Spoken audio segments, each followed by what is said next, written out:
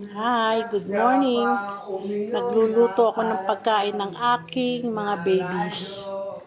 Ito pagkain ni Chiclet, ni Gustavo, ni Hermes, ni Gucci.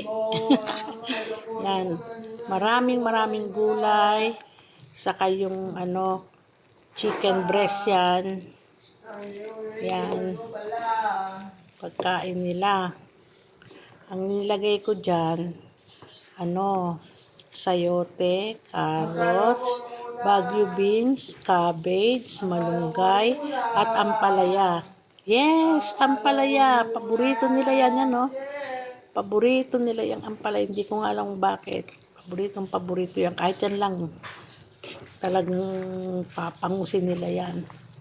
Tapos yung manok na yan, wala yung walang asin yan, walang kahit na ano yan. Ang magpapalasa lang dyan, yung lasa ng manok, yung gulay. Yan. Yan. Yan ang aking pakain sa aking mga babies. Araw-araw, hindi sila nagsasawa dyan. Iniiba-iba ko lang yung gulay. Pero lagi silang may malunggay. Lagi yan. Yan ang pinaka ng sabaw nila. Minsan nilalagyan ko yan ng patatas. Yan. O diba? Okay, bye.